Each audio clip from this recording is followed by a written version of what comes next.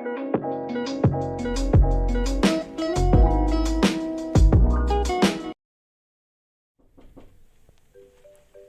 masuk. Selamat sore Mbak. Selamat sore. Silakan duduk. Perkenalkan Mbak, nama saya Irina Evia Pramesti selaku konsultasi gizi di klinik ini. Apa benar ini Mbak Firdausia Winarto Iya. yang berusia 20 tahun? Iya benar Mbak. Apakah ada yang bisa saya bantu Mbak? Iya Mbak, jadi kemarin itu kan saya konsultasi kepada dokter mengenai gejala-gejala yang sedang saya alami. Kemudian dokter mendiagnosa saya menderita anemia. Jadi dokter menyarankan saya untuk konsultasi ke ahli gizi. Kalau boleh tahu, kegiatan Mbak Firda ini sehari-hari ngapain aja ya? Kegiatan saya sehari-hari itu saya kuliah online Mbak, sama bantu-bantu orang tua di rumah. Kuliah semester berapa ya Mbak? Saya semester 4 sekarang. Oh, wah pasti lagi sibuk-sibuknya kuliah nih. Iya Mbak, Pasti sering begadang untuk ngerjain tugas-tugas ya Mbak? Iya.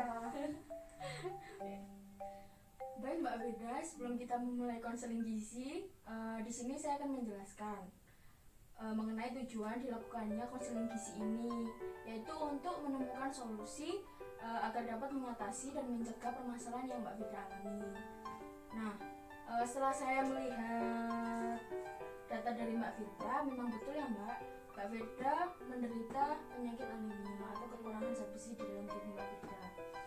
Di sini kadar hemoglobin Mbak Firda tertulis cuma 9,2. Nah, sedangkan untuk hemoglobin normal itu seusia Mbak Firda itu ada 12 sampai 16. Nah, jadi masih kurang banyak banget ya Mbak kadar zat besi di dalam tubuh Mbak Firda.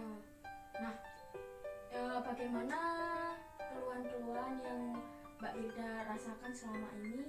Tolong diceritakan Mbak.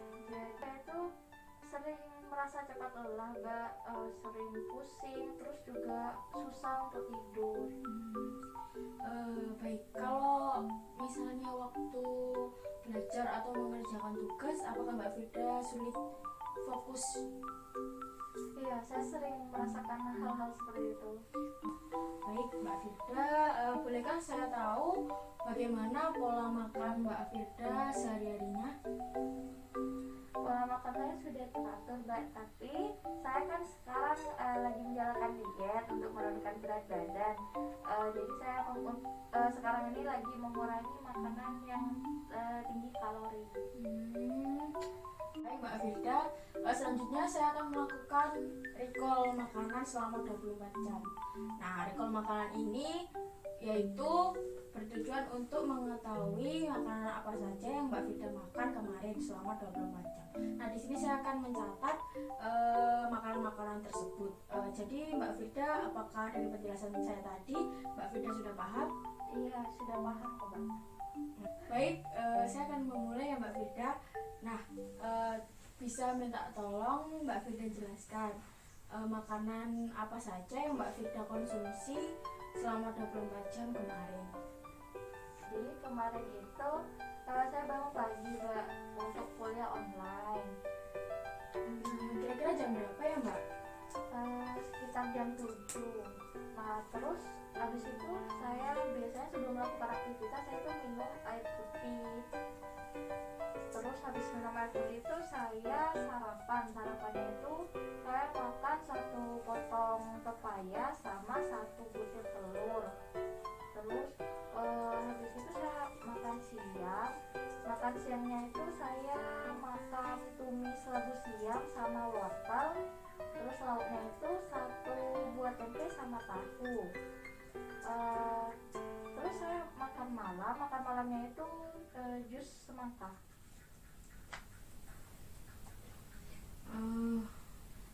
Baik Mbak Firda, apakah Mbak Firda itu dalam seharinya hanya makan 3 kali saja ya? Atau di sela-sela jam makan itu ada ngemil atau apa? Saya ada ngemil kalau enggak di sela-sela makan. Biasanya Mbak Firda itu ngemilnya apa ya? Makanan apa? Saya itu makan, kadang-kadang makan rujak buah, kadang-kadang makan asinan buah. Udah itu aja ya yang Mbak Firda makan kemarin? Iya, itu aja. Sepertinya Mbak Firda sedang menghindari makanan-makanan yang mengandung karbohidrat. Seperti contohnya nasi. Apakah benar Mbak Firda? Iya Mbak, soalnya kan saya baca-baca di internet itu nasi bisa bikin gemuk. Jadi kan saya kan lagi menurunkan berat badan. Nah, jadi saya takut untuk mengkonsumsi nasi. Jadi itu tadi ya Mbak Firda, saya sudah melakukan recall selama 24 jam makanan Mbak Firda. Nah, di sini ada tabel FFQ, yaitu berfungsi untuk mengetahui survei pangan Mbak Firda. Nah, di tabel ini terdapat ada yang pertama yaitu makanan pokok, yang kedua lauk hewani, yang ketiga lauk nabati, sayuran, buah-buahan, dan yang terakhir yaitu suplemen. Nah, untuk mengisi tabel FFQ ini ada beberapa kali makan ya Mbak Firda. Contohnya seperti lebih dari 1 kali dalam sehari, atau 1 kali dalam sehari, 4 sampai 6 kali per minggu, selanjutnya 1 sampai 3 kali per minggu, kemudian 1 sampai 3 kali per bulan, dan yang terakhir bahkan tidak pernah. Nah, apakah dari penjelasan saya tentang tabel FFQ ini Mbak Firda sudah paham? Iya, sudah paham Mbak. Baiklah, saya akan mulai survei Mbak Firda. Kalau begitu Mbak Firda makan nasi itu kira-kira berapa kali ya dalam sehari? Berhubung saya lagi diet nih Mbak, jadi saya makan nasi itu sekitar 1 sampai 3 kali dalam seminggu. 1 sampai 3 kali dalam seminggu. Kemudian di sini ada roti juga Mbak. Nah, berapa kali kira-kira Mbak Firda mengkonsumsi roti? Sekitar 4 sampai 6 kali tuh Mbak dalam seminggu. Sepertinya sering ya Mbak ya Iya. mengkonsumsi roti. Kemudian ini ada jagung, kentang, ubi, sama singkong. Nah, Mbak Firda kira-kira mengkonsumsinya berapa kali ya? Untuk jagung itu saya konsumsinya 1 sampai 3 kali dalam sebulan, soalnya saya kurang suka makan jagung.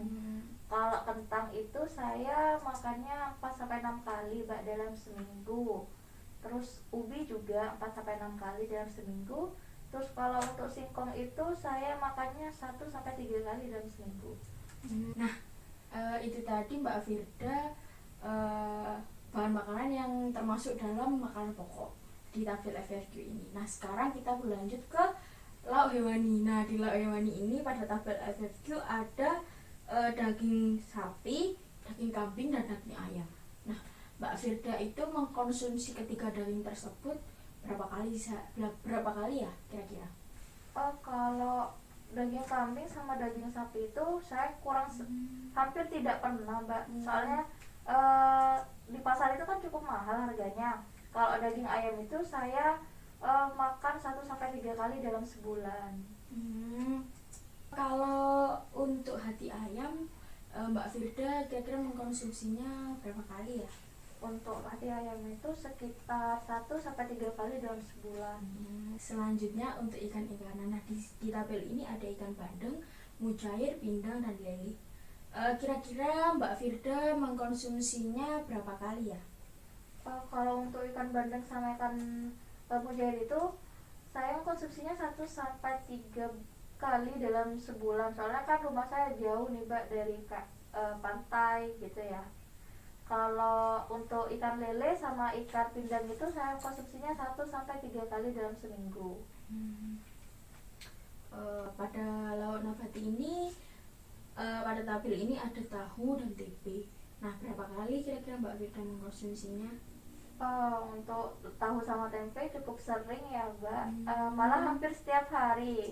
Itu malah lebih dari 1 kali dalam sehari.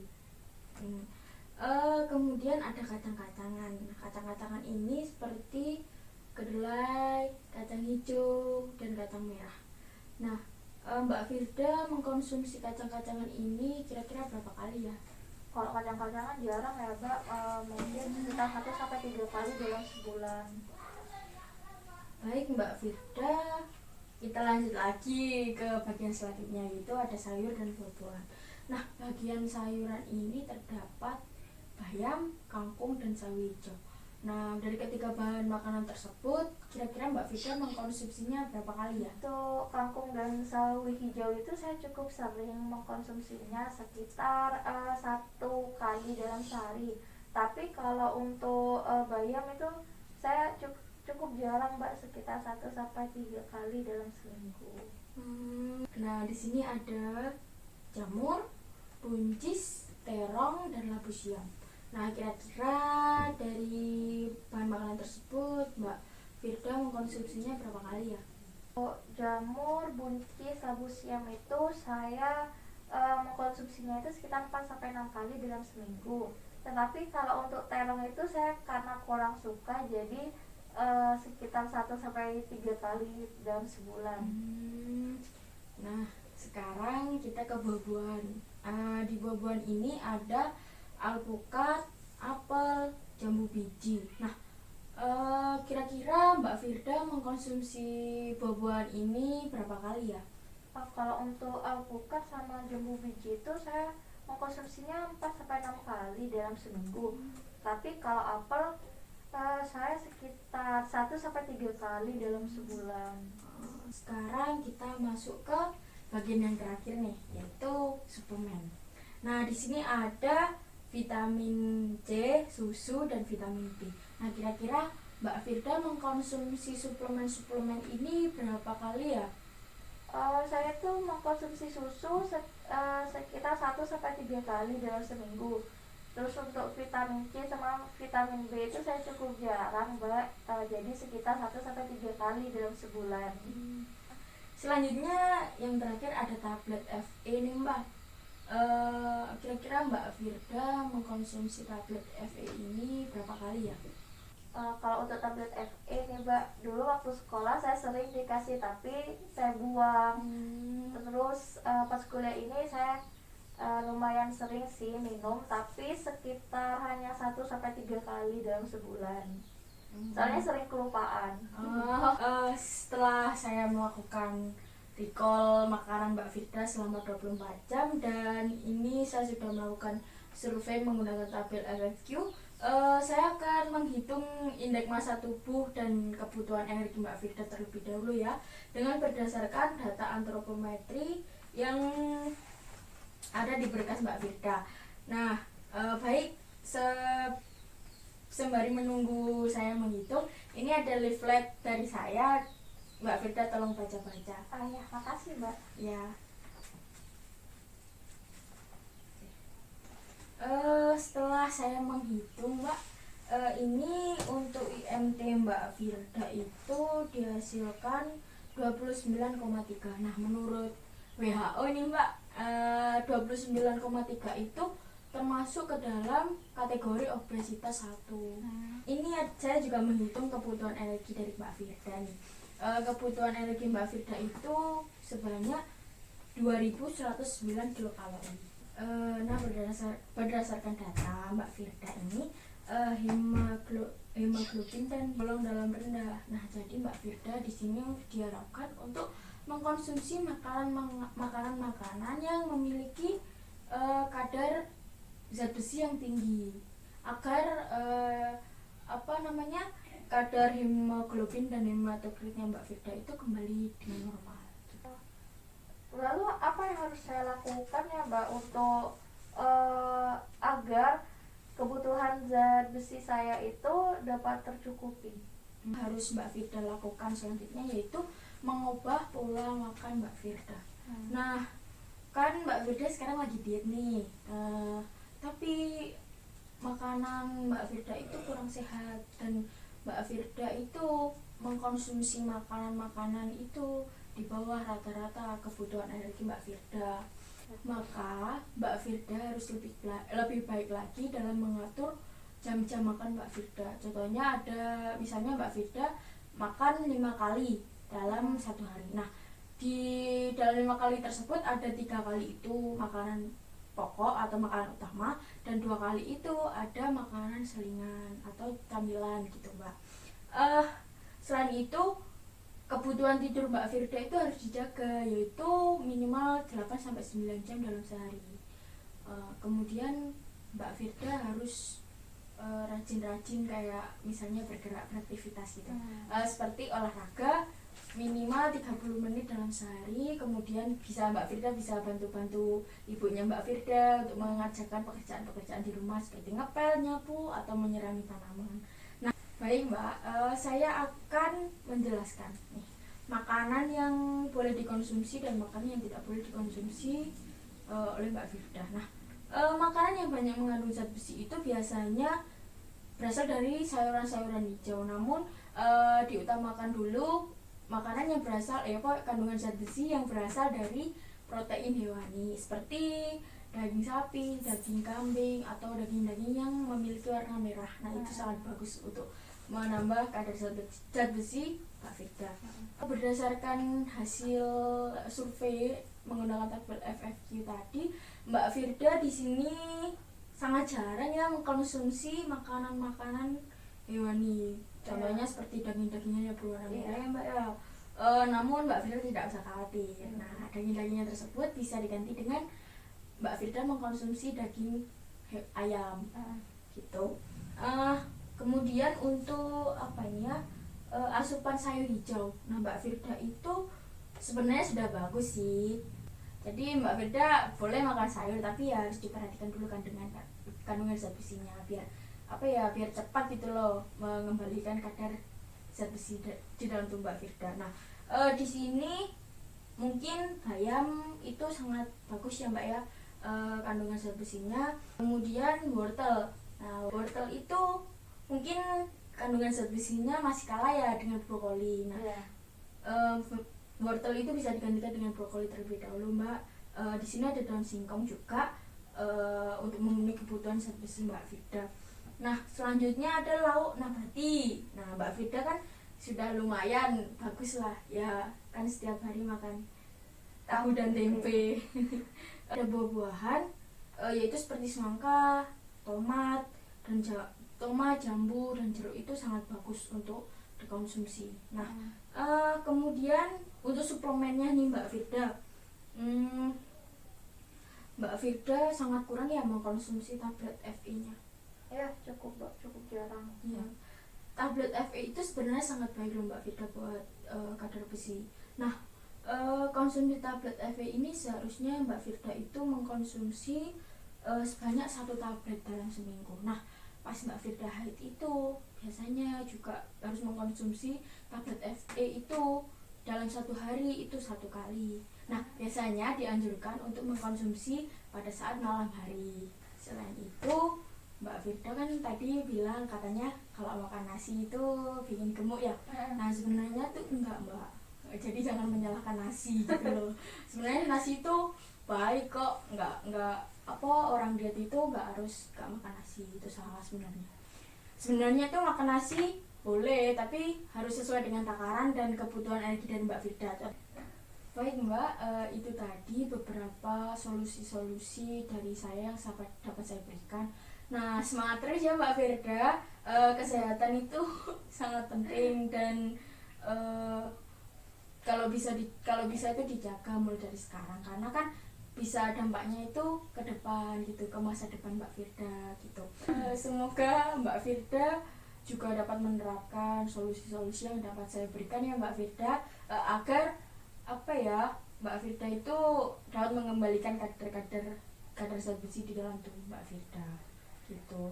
Ya, baik Mbak, saya akan berusaha untuk menerapkan apa yang kata Mbak Irin tadi bilang. Untuk jadwal konseling selanjutnya saya akan infokan Mbak Firda melalui WA aja ya Mbak ya.